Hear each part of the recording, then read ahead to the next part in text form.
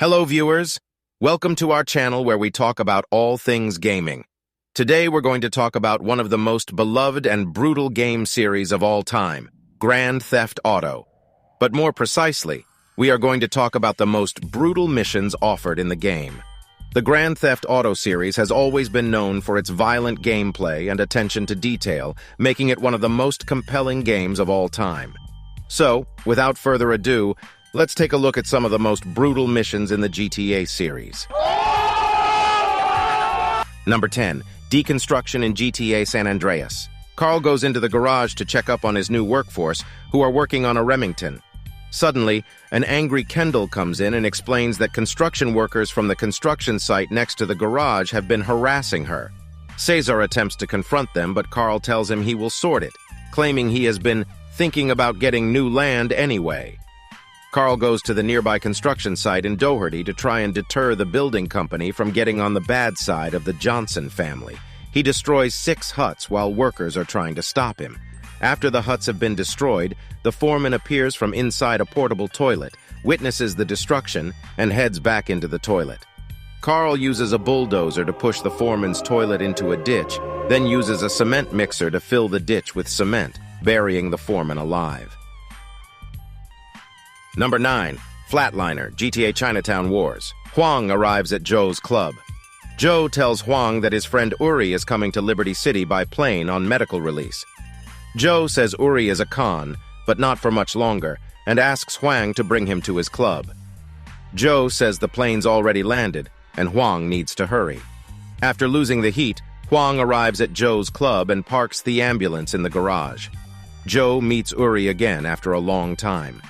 Uri says he's meant to stay in touch with him.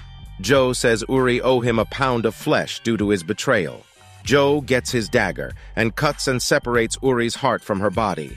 And Joe says now he and Huang killed together, it makes him and Joe blood brothers. Number 8. Eddie Lowe, GTA 4. Nico Bellic meets him across the street from the auto erotica dealership in northwest Alderney City in an alleyway. He only appears there late at night, from 22 o'clock to 4 o'clock, right after Alderney is unlocked after 3-leaf clover. Eddie introduces himself to Nico and greets him with some disturbing comments. Nico attempts to leave, but Eddie apologizes for his awkwardness and insists that Nico helps him, where Nico reluctantly agrees. Eddie asks for a ride to the docks so he can drop off his friends or kids, which is likely the head of a jogger he murdered, who is mentioned to have been decapitated on the news. Number 7. Dead Meat, GTA Liberty City Stories. Tony goes to his mother's restaurant to see her, but is once again verbally attacked by her. Ma Cipriani complains that Giovanni Casa has stopped paying his protection money after Tony took a picture of him in his diaper. Although not pleased with Casa, she admires his guts for standing up to a Cipriani and tells Tony that she wished that he had Casa's guts. Tony decides to get Casa's guts literally and drives over to his delicatessen in Chinatown. Tony picks up Casa, but noticing that Casa had been talking with LCPD officers beforehand, he takes him to the Liberty City sawmills, where he intends on killing Casa without drawing attention from the police after seeing them earlier at Casa's delicatessen. Casa remains unaware that Tony is about to kill him until Tony switches on the grinder machine. Casa attempts to escape and screams at a sawmill worker to call the police, but continues to run around in circles within the sawmill until Tony catches up with him and kills him by the time the police arrive. Tony then butchers Casa's corpse using an axe before delivering it to his own deli whilst evading the police. The clerk decides to take the meat and sell it through the deli, unaware that the meat is actually the flesh of his own boss. Good thing Casa ain't here. If he finds out about this, he'll go crazy. Number 6. Friend Request, GTA V. Once at the Life Invader offices, Michael waits at the back entrance as a programmer walks outside for his cigarette break and lets him in. He mistakes Michael for a tech support agent and asks Michael to remove a number of pornography pop-ups from his computer and install some antivirus software. After this is done, he mentions that the prototype is in the demo room. Michael finds it, plants the explosive inside it, and leaves. Michael lets Lester know that he's rigged the phone and heading home to watch Norris reveal the prototype at a keynote on TV, and they debate Michael's favorite entertainment classic Vinewood movies.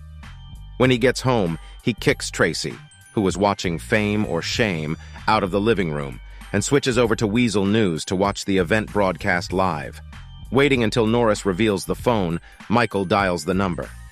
Once Norris answers, confused at the unexpected call, the phone explodes and kills him instantly to the crowd's shock and horror. Number 5. Have a Heart, GTA 4. Elizabeth tells Nico that she is starting to feel paranoid from the threat of the police. In the midst of a conversation, Manny Escuela and Jay Hamilton interrupt. With the camera rolling, Elizabeth suddenly shoots and kills both of them, saying she isn't in the mood. Having bigger problems to deal with herself, she wants Nico to take their bodies to a doctor nearby. Nico gets into Elizabeth's voodoo, which has the bodies of Hamilton and Escuela in the trunk. He drives to Elizabeth's doctor in Dukes, taking care to avoid exposing the bodies. Once Nico meets the doctor explains that the organs will be harvested and be out on the streets in no time, helping out plenty of folks. Number 4. Treacherous Swine, GTA Vice City. After receiving a phone call from Cortez for a job, Tommy meets Cortez at his yacht. Cortez tells Tommy that Gonzalez, a man whom Cortez has trusted for years, has now become incompetent and owes things to Cortez. He orders Tommy to kill Gonzalez and gives him a chainsaw, telling him that he will be rewarded. Tommy goes to a penthouse Gonzalez was at in Vice Point, where Gonzalez is being protected by 2 members of Diaz's men. Once in the penthouse, Gonzalez spots Tommy and attempts to flee.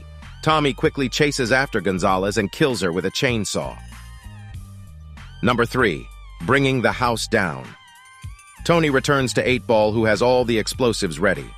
Donald Love phones 8-Ball and informs Tony that the weakest points under Fort Staunton is the new Porter Tunnel development and the old subway tunnels. Tony leaves, carefully driving the van full of explosives to Fort Staunton. On the way, he is attacked by Forelli family goons but manages to escape. He then enters the Porter Tunnel and drives to various parts of the tunnel and subway tunnels, planting the explosives. Tony then leaves the tunnels, killing any construction workers who are witnesses. He escapes in a vehicle, just as the explosives detonate, destroying Fort Staunton. What the fuck is this shit? Number 2. By the Book, TAV. Michael or Trevor receives a phone call from Steve Haynes telling them to go to the warehouse and meet the other protagonist. There, they find Haynes and Dave Norton along with Devin Weston. Ferdinand Karamov is revealed once Weston exits. Haynes wants Michael to assassinate Tahir Javan, an Azerbaijani man who Haynes and Norton claim has ties to terrorism. Karamov previously set up an audio-visual system for Javan, and so is the FIB's only source of information. Haynes orders Michael to go with Norton to locate Javan, while Trevor and Haynes remain in the warehouse with Karamov. Michael and Norton drive to their first location, a home in Los Santos, but this turns out to be a false lead. Haynes then orders Trevor to torture Karamov in order to discover Javan's whereabouts. There are 4 ways in which Trevor can torture Karamov. Waterboarding, beating him with a wrench. Where Trevor hits depends on his position as he observes Mr. K. All 3 areas have the same effect and damage. Karamov's left =sign knee, middle =sign genitals midsection, right =sign arm.